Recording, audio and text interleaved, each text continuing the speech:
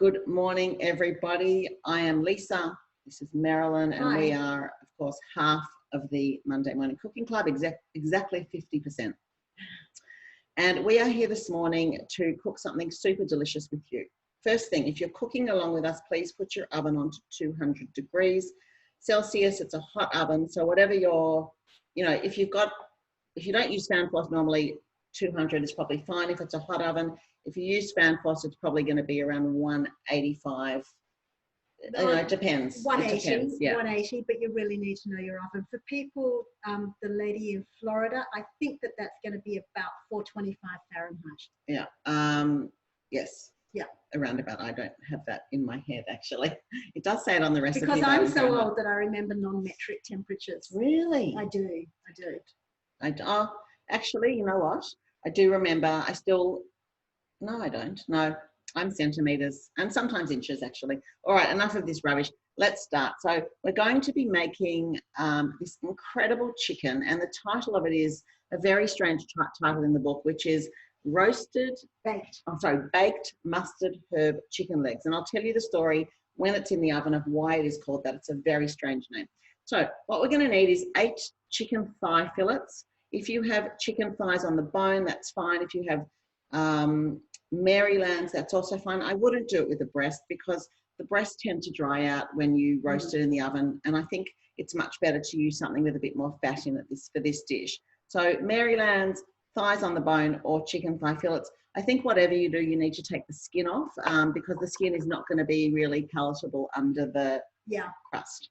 Agree. Ingredients you're going to need for 8 pieces of chicken, so they're quite small. So you might do 4 Merelyn's because it's going to serve 4 people. You need 1/4 cup of Dijon mustard, which is in there in a bowl. Herbs. You can choose 2 herbs of your choice. Green herbs. We are doing flat leaf parsley, which I love in absolutely everything. Everything. Yeah. Can't get enough of that. And I have chosen thyme, but you can choose tarragon, you can choose basil, you can choose, what else would you do? The recipe in the book says tarragon. And interestingly, I never ever liked tarragon. No. And 2020, I'm just into tarragon. Really? Every time I make chicken. So she's going to use tarragon and I'm going to use thyme and parsley. And then we need, of course, salt and pepper and olive oil. Then we need the breadcrumbs. So the ingredients that you were given, say 1.5 cups of fresh breadcrumbs made from old bread and processed in the food processor. And you can see it's really quite coarse, and I'm not worried at all about having bits because they're the ones that I think go a little bit crunchy on the edges. And what we want to see what it is. We don't want it to be a paste. We don't want it to be fine breadcrumbs. So this is what we've got. How stale was your bread when you did that? Well, not really. One of them was from yesterday, and I cut the crust off and cut it into big chunks like this, and I just left it out in my pantry, so it got a bit stale. But you could use super fresh bread if it's a good quality bread, like a sourdough. If you use like a sliced white tip-top loaf, you just get mush, I think. I really like how coarse you've done it, and I think that I've been doing mine finer and probably not as nice. I think you're going to get a better result. So Robert says oregano, okay, absolutely. And can use panko. It's not, I've actually, because I'm gluten-free, as Lisa knows, there are times where I've substituted gluten-free dry breadcrumbs because I don't have any fresh gluten-free bread, and it's never the same result. So you can do it, but don't expect the same result. And what I suggest you do, every time you have a piece or 5 pieces of sourdough bread left over, just stick them in the freezer. I actually make them into breadcrumbs and stick them in the freezer. Just never throw out bread. There's so many uses for it. You can make toasts, but breadcrumbs are always very handy to have. Now, of course, one of my kids was kind enough to go to the shop for me yesterday because I didn't have enough white sourdough. And I said, could you buy me a white sourdough? And he came back with a Sonoma miche, which is not white. So we have got half brown and half white today, which I think is delicious. Did I use the crust? No, I didn't. Did you use the crust? Only when I'm really, really rushed. Yeah, you could. The problem with the crust is it sometimes just goes too hard and chewy. And it browns more quickly because it's already more cooked than the other bits of bread. Yeah. So it does brown more quickly. I didn't. I actually cut the crusts off and gave them to my dogs. I don't know if that's a good thing to do with I cut the crusts or crusts not. off and then I roast them in the oven with a bit of olive oil and make like little crouton crumble things to stick on salad. Beautiful. Okay, so first we're going to make the crumb mixture. So I'm going to just put my 2 tablespoons of chopped flat leaf parsley and my 1 tablespoon of chopped thyme. I got a bit impatient with the thyme chopping this morning. Merelyn could see I was just like, you know how you got to strip the leaves of all the leaves. It's such a fiddly process. Anyway, okay. So I was saying to Lisa very quickly this morning that I actually make the breadcrumbs in the microwave. I just give it 1 quick zoom, microwave in the food processor, 1 quick zoom, and then I put in the herbs and I give it 1 more quick zoom, and the garlic, and it's all mixed up together. Okay, so I have the breadcrumbs, the herbs, a good pinch of salt and pepper, and now I'm going to add the garlic. The recipe says 2 cloves. Some of you might know already that we are not a garlic family, but the thing about this is it's a cross between garlic bread and chicken schnitzel. Yeah. That was when we first tasted it. It went, so good. Yeah. So you do need a little bit of garlic. The question is, how would mint go with parsley, do you think? Yeah. What do you think? I'm not mad on cooked mint. I prefer it in salads, but I would put in a tiny, tiny bit of rosemary. I'm going off camera for 1 second because I've got the itchiest nose in the world and I need a tissue. I think it would be fine actually to try the mint and see what you think. I think it's just trial and error. This is actually a great garlic press. I think Merelyn bought this for me, this one. So you smush it and it comes out the holes. And then around the other side, you've got little plastic, what do you call them? Little poppers things that are sticking out. And you just turn it around and that's going to clean it much better because it pushes through the hole. So that's a very good invention. All right, so now I'm going to mix this with my fingers, garlic, bread, herbs, until they're all mixed well. And Merelyn's absolutely right. If your bread is not yet crumbed, I would put in the herbs and the bread and the garlic in the food processor and make it one sort of homogeneous crumb. It looks like a crumble, actually. But this smells beautiful. I mean, cooking with garlic is lovely because you've got that beautiful smell. But I like it just for the aroma. I don't want it to be a garlic dish. Yeah. I just want to have that layer of aromatic. So if you love garlic, by all means, put in a lot. Can you use garlic? Do we ever use garlic from the jar? You know what? I find it more pungent. Yeah, I don't, but why? You could. Absolutely. Absolutely. I know sometimes, especially all of you in Melbourne, you know, you can't just duck out to buy something. So I think it's a bit harder. So definitely, yes. I have used the ginger in the jar at times and I find that quite good. All right, so there's the crumbs. That's lovely. Now I'm going to take each chicken bit and I'm going to paint it. Well, Merelyn actually told me a good tip this morning, which is to salt or season or just salt?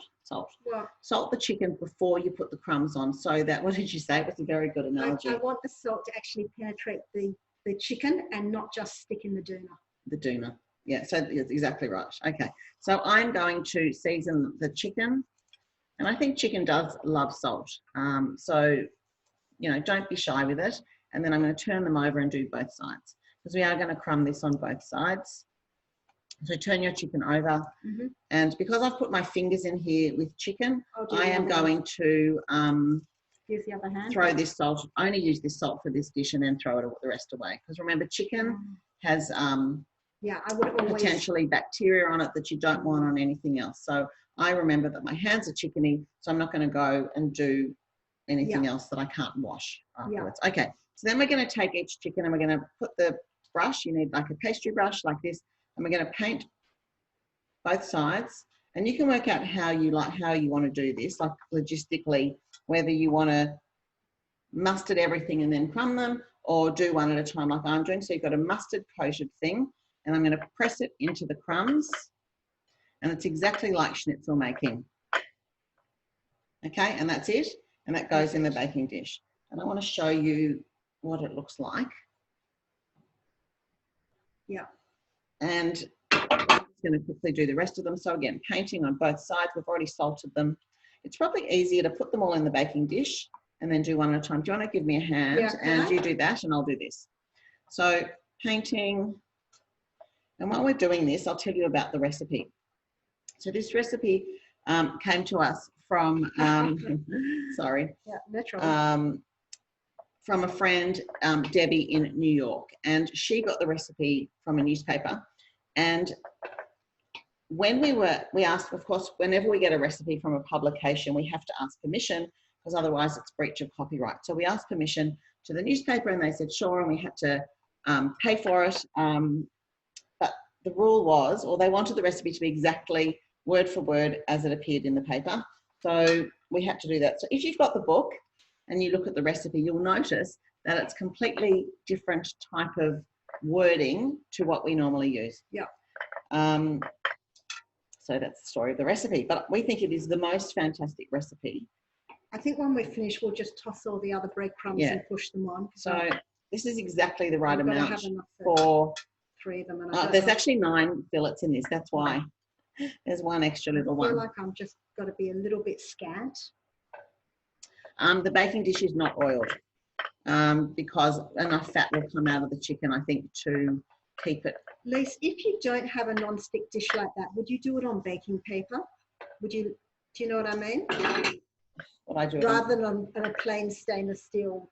No, I think what you lose in baking paper is it steams a little bit, doesn't it? Yeah, you lose the crust that we want on both sides. But do you think it would stick onto the stainless steel pan?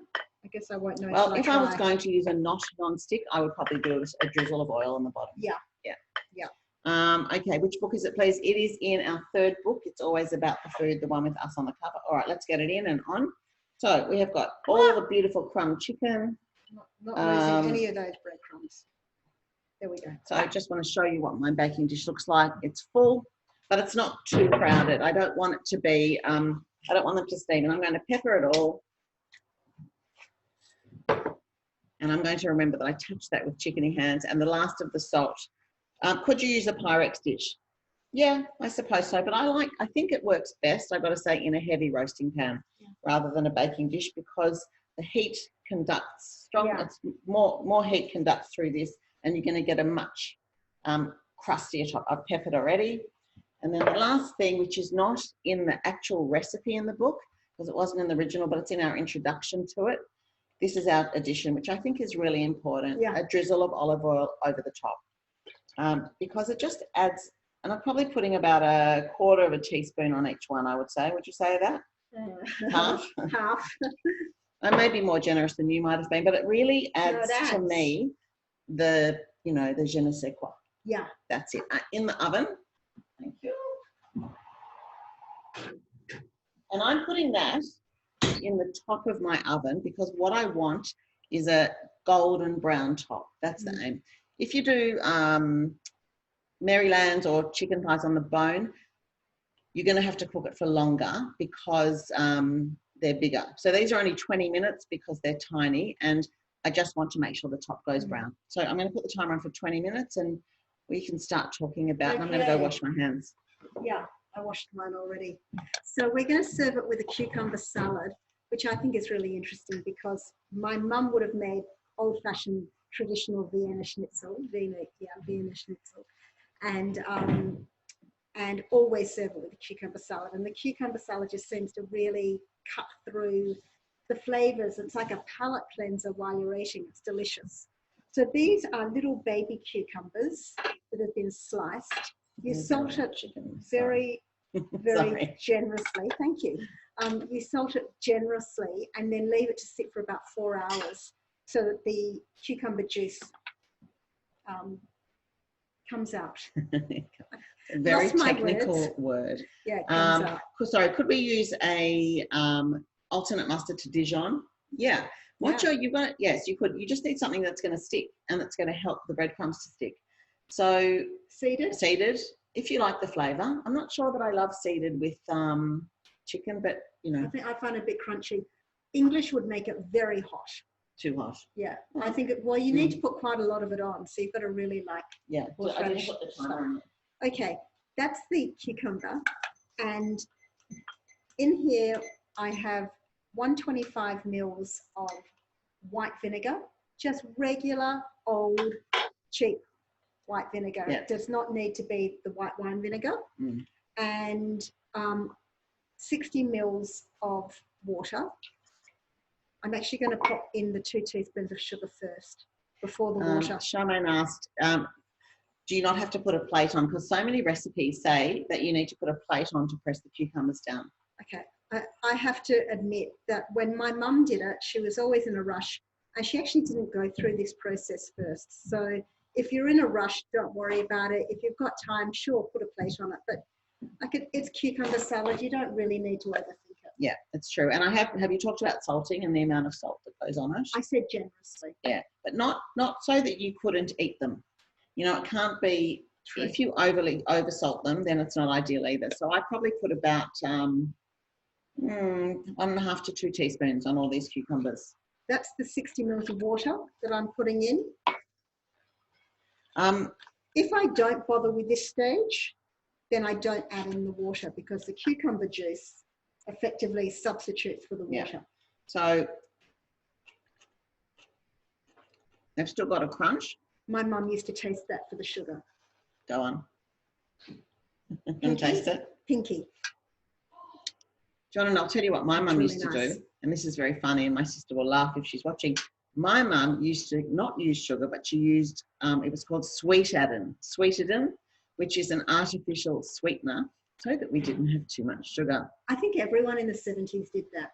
Yeah. So it's 2 teaspoons of sugar, quarter of a cup of, is it quarter of a cup of vinegar? Can you just check 125 vinegar, quarter cup water, 2 teaspoons sugar. Okay, so half a cup vinegar, quarter cup water, and 2 teaspoons of sugar. Okay, white vinegar. No, we didn't say don't use white wine vinegar. You can use white wine vinegar. Use any white vinegar you've got. But if you're going to do that, make sure you taste it because some of those vinegars are much more grippy than this. You know, this stuff's sort of very consistent all the time. White vinegar tastes the same and it's not terribly strong. But I would be happy to use any white wine vinegar that you've got, even if you've got a really nice one at home. Perhaps then I would try to not add water and so you get the true flavour of it and see how it tastes. Quantity of cucumbers. So for this amount, you would need 3 telegraph cucumbers, which are the long ones, and peel them, slice them, and salt them. I wanted to do something a bit different today because I thought these looked really lovely. These are actually, you know, the little cukes, they're called Qukes. They're like tiny little Lebanese cucumbers. And I cut them on the diagonal just for something different with the skin on. They're so sweet. And they just look lovely. So that's what I've done today. And I did 2 packs of them, which is probably about 16 of those.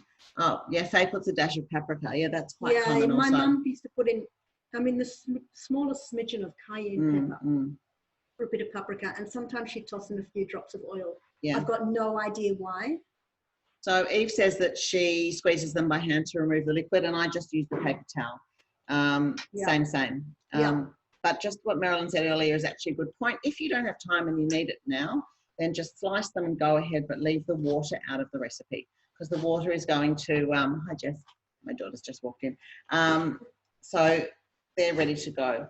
Now, traditionally, the Hungarian cucumber salad has, of course, dill, which is really the Hungarian herb. Would you agree with that? No. Really? Okay, tell me. I don't know. My mum used to put in a half a peeled white onion, sliced really, really finely, and so that's what I do. And Papa, my father-in-law, loves onions, so he thinks it's the best thing since sliced bread because I eat all the cucumbers and he eats all the onions. I think onions would be really nice in it, although I know a lot of people don't love onions. They kind of pickle. But what you could do, they do pickle because this salad is not meant to be eaten straight away. So they would actually pickle in the juice, which is lovely. Aura says dill. Yeah, I agree with you, Aura. Not being Hungarian, I think that dill is the herb of Hungarian cooking and paprika is the spice. Do you agree with that? Oh, yeah. Okay, dill and garlic. Yeah, absolutely. Are they Persian cucumbers?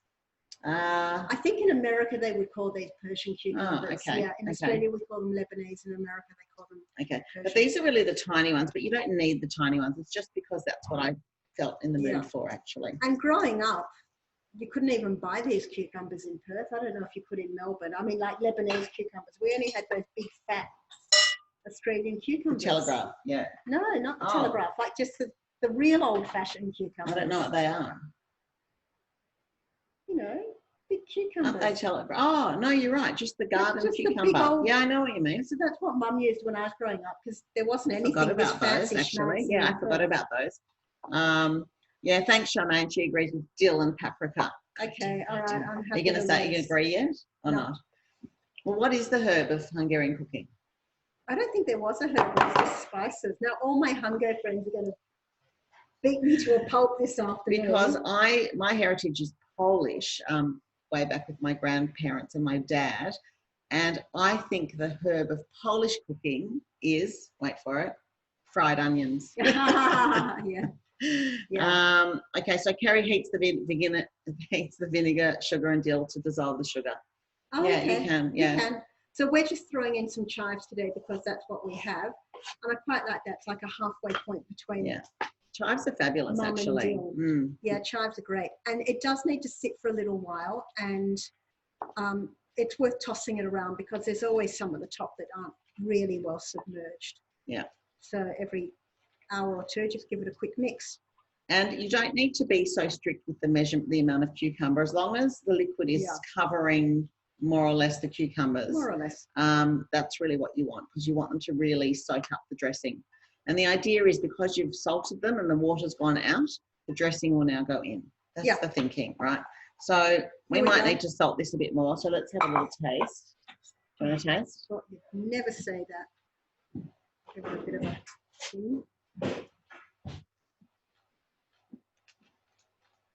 Yeah, more salt. Very good though.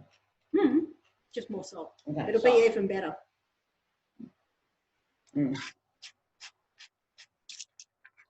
I think more than that. I find it very hard to measure from a salt grinder. You know, I'm so used to knowing what a pinch is going to be. So Anita says her Polish grandfather would put a little bit of cream in the ingredients. Yeah, that would be interesting. Oh, wow. Wouldn't it? Maybe sour cream. I'm quite addicted to sour cream. I'm just trying to stay socially distant. Can you take one step over that one? Thanks.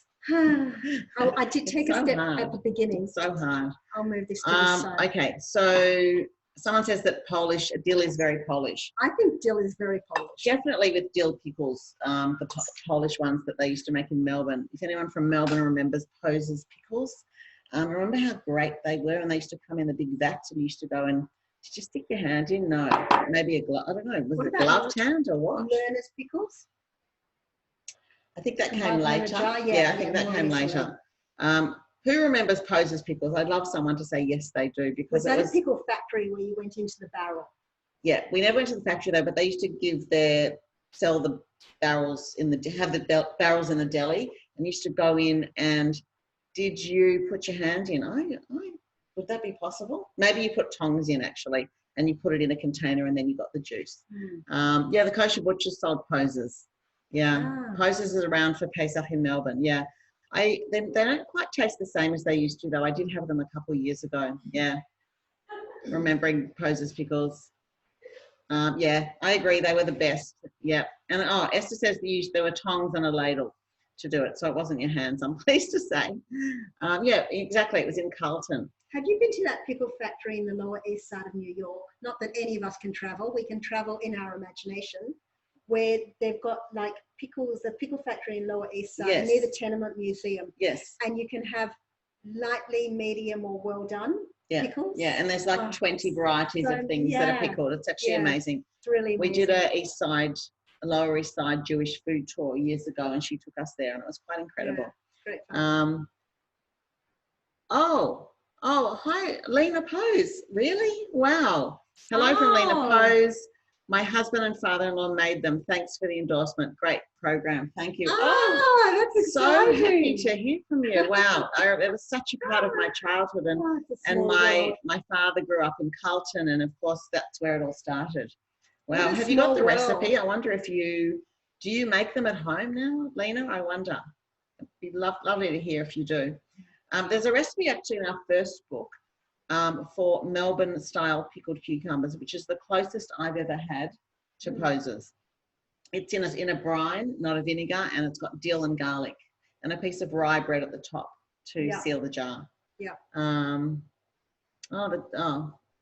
So Bella says her mother-in-law makes them. Yeah. Tenement Museum is closing. So when you all type, you've got a choice of who sees your message. So if you write all panelists, then just we can see it. But you can write all panelists and attendees or participants, then everybody can see what you're writing. That would be great.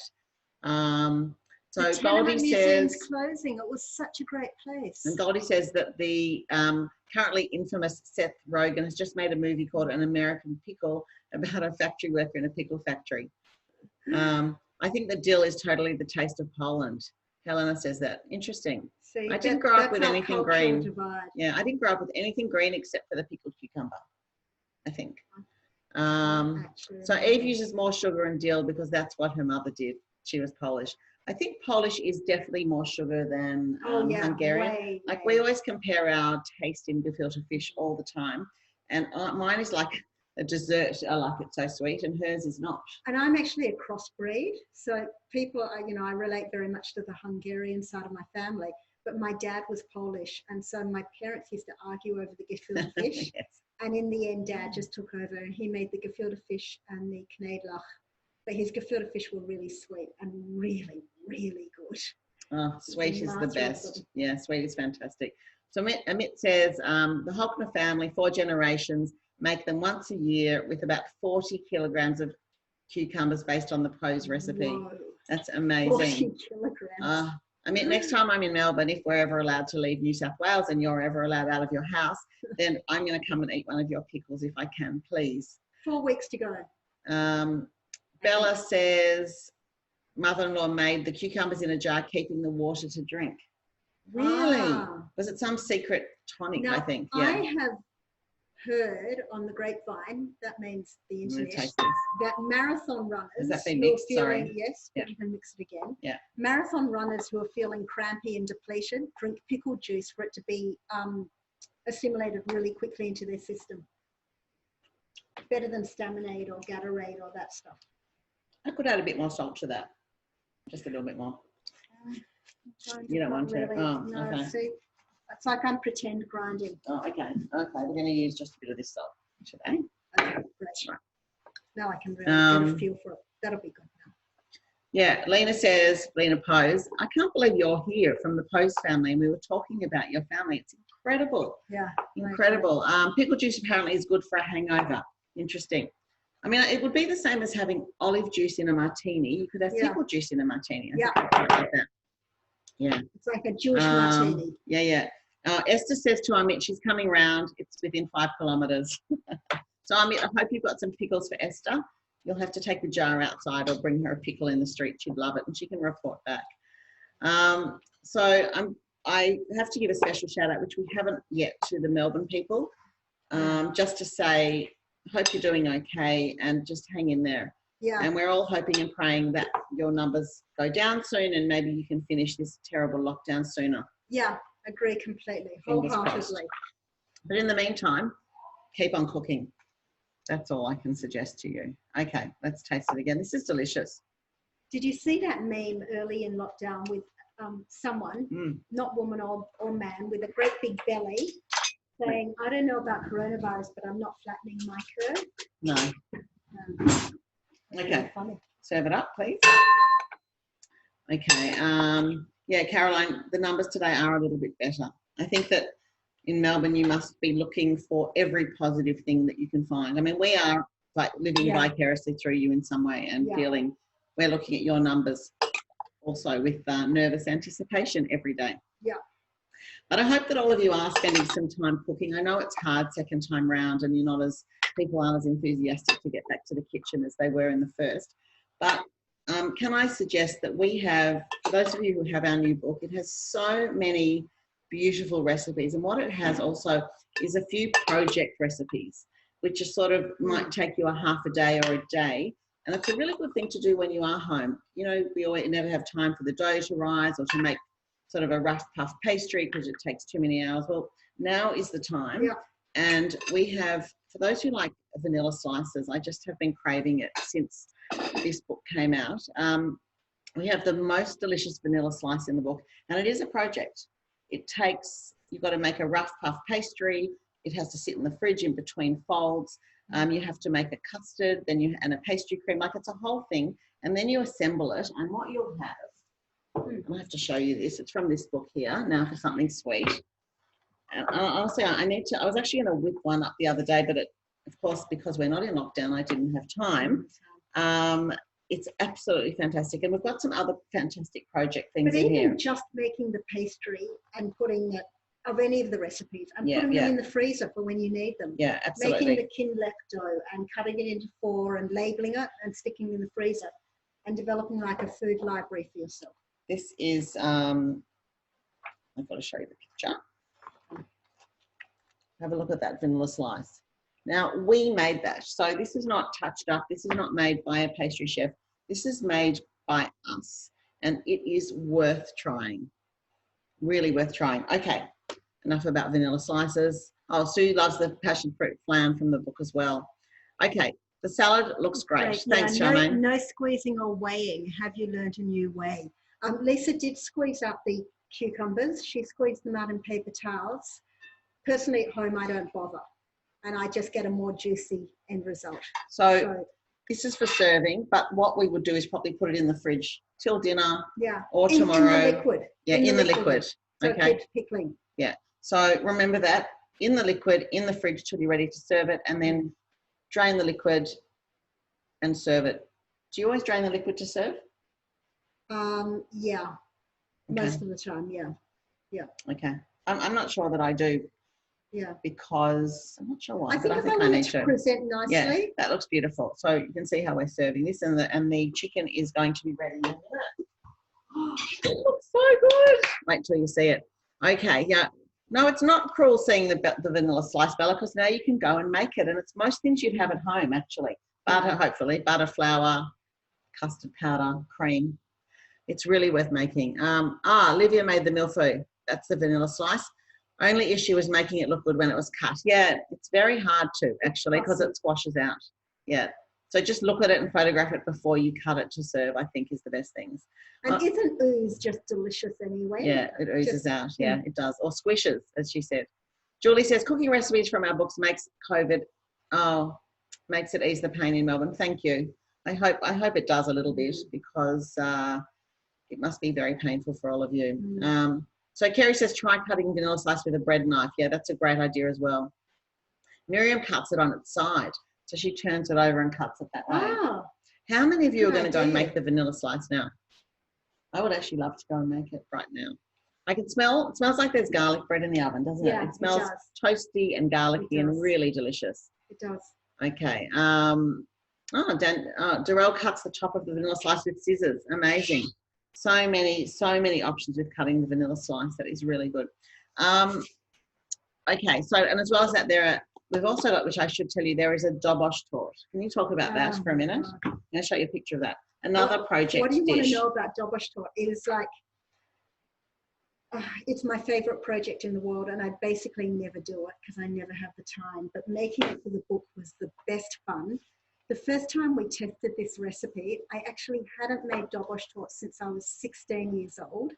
Australian Gourmet Traveller had it on the front cover of the magazine when I was 16, and I came home from school and it took me till 11 o'clock at night to get it finished. My mother was tearing her hair out and I was meant to be doing my maths homework, of course.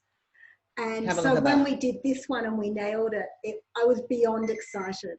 And it is so much fun. It's actually not as difficult as it looks. It looks ridiculously complicated, and it really isn't. It's actually nowhere near as difficult as it looks.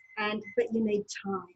That's all. Time and patience. Yeah, and we've broken it down step by step. Yeah. It's also really worth making. Yeah. And the way of doing it in the rectangle like this is so much easier and faster. Just on another note, those of you who watched the carrot cake with Angelique saw that I fell in love with her oven mitts, and I went and I bought these, and they are fantastic because they're really wide. They're really better than anything I've ever had, and the brand is Cuisina, which is Cuisina, like cuisine, but with an A. And I really can recommend them very highly. You can find them online. Okay, could we have a Zoom class with dobosh or vanilla? Yeah, vanilla slice, yeah, I think we will. Yeah. Someone says the bench top, yeah, it's granite, and it's been here for 19 years, and it has never marked or chipped or anything. It's unbelievable. Okay, chicken's ready. I didn't hear you. I'll close the door. Firstly, it smells amazing. It sounds amazing, and it is golden brown on the top. Yeah. I think the white breadcrumbs do look nicer than the brown. Don't you think? The brown looks a bit grubby. No. No? No. Okay. So that's it. They're cooked and they are ready to eat. I'm going to take that book away because I don't want you smushing it. Okay, question. How about caraway seeds in the cucumber salad? Oh, that's very Hungarian. Excuse me. I don't like caraway seeds. Don't you? No. And it's genetic. My brother doesn't like them either. We both kind of gag on them. Really? As little kids. So, but I think it would go quite well. Okay, salad quantity again. We had half a cup of white vinegar. You can use white wine vinegar or just plain supermarket home brand white vinegar works perfectly. Quarter cup of water, 2 teaspoons of sugar, and you're going to salt your cucumbers. That's where the salt comes in. Slice them, salt them, let them sit for a few hours or 20 minutes, whatever you've got. Squeeze out the liquid and then mix the dressing ingredients and put it on. I cook this chicken and leave it in the fridge for at least a couple of hours and toss them around so they stay nicely pickling. I cook this chicken for 20 minutes because it is a small thigh. And I think if you had a Maryland or a thigh on the bone, you're going to need 30 to 40 minutes, probably 40 for a Maryland. So just know your chicken, 20-ish for the thigh fillet, 30 for the thigh on the bone, and probably 40 for the Maryland, but check it's cooked before serving it. You know why I call it a doona, the topping? Because I find that it holds in the moisture in the chicken and it doesn't dry out too much. Yeah, it's really yummy, and we're going to serve it. So I would just have this. Now, someone asked earlier, what vegetables would you serve with this? What do you think? Broccoli. That looks absolutely lovely. I would probably serve broccoli. I think the green against it is pretty. And I would make I always like to serve a carb, like a potato or a grain or rice with this, with a main course. What would you go with this? Mash? Yeah, mash would be quite nice. Yeah. Yeah. What else would you do? Any other thoughts for vegetables? You could just blanch some snow peas and that'd be very nice as well. Tossed in some olive oil and salt. Yeah, okay. So somebody asked about this Zoom thing. Yep, it's going to be recorded. Hopefully I'll get the recording right this time, and it's going to be on our YouTube channel, and I will put a link. I will send a link to all of you who attended along with the recipe again anyway. This is a really great dinner because you can actually make it now, probably at 5 o'clock if you really wanted, and then reheat it. Yep. Sorry, Jess, just ideally it's best made straight from the oven though. Someone asked earlier, can you crumb the chicken and put it in the fridge? Yes. Yeah. Yeah, I think you can. As long as the chicken hasn't warmed up, you've got to keep it all very cold and pop it straight back in the fridge. But would you then let it come? I would probably let it come to room temperature for half an hour before cooking just later, just because you've got cold whenever crumb. They say come to room temperature, it's never really room temperature. It's not luke. You're just taking the chill off it. Yeah. Someone said potato with caraway seeds. Yeah. If you like caraway seeds, that'd be delicious. Cauliflower mash would be good. Yeah. Whole roasted cauliflower would be amazing with this as well. Yeah. Rice or noodles wise, not for my taste. I think I'd probably go potato. Mainly for me aesthetically, because you've got the lots of little bits of rice that match the little bits of the. Oh, you would like rice? No. I'm a bit fussy. I think it kind of clashes. Yeah. Okay, yeah, baked potatoes. That's a great idea while the oven's on. Like I quite like to we've got a recipe in one of the books, but it's pretty much putting a baking dish, putting some sea salt or coarse rock salt at the bottom, and putting just some washed potatoes, not peeled, on top of it, the dirty ones, and just cooking them for an hour or two. Yeah. And you get a really crispy skin and a really fluffy inside. But you know what would be really nice? Smashed potatoes. You know, the baby potatoes. Oh, yes. Yeah. Because they go roasty and crunchy. They are. They're fantastic as well. Mm-hmm. That recipe is in our second book, The Feast Goes On. It's called Smashed Potatoes.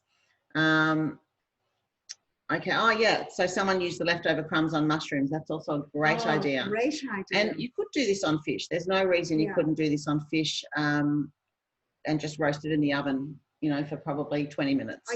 I don't do the exact same topping, but I have a barramundi recipe that I do all the time. It's a bit like our salmon crumble recipe, but it's a quick midweek meal, bit of crumble on top of fillets of barramundi. Sounds good. So we're going to head off now and leave you to it to finish your cooking. I just want to remind you all that we are on all social media, on Instagram, Facebook. We have a YouTube channel. Please talk to us. Please send us your photos and tag us Monday Morning CC, because nothing gives us greater joy than to see what you've cooked after these Zoom sessions. It's really so lovely for us. So please make us happy. Yeah, and to Melbourne and to anyone else who's locked down around the world, we're there with you. Yeah, so signing off now, and the next time we're going to see you is going to be Friday the 21st of August, which is next week, like in a week and a half. Friday week, we'll be there cooking something delicious for your Friday night and your weekend. Happy cooking all. Stay safe, everybody, and we'll see you next time. Bye all. See ya. Bye.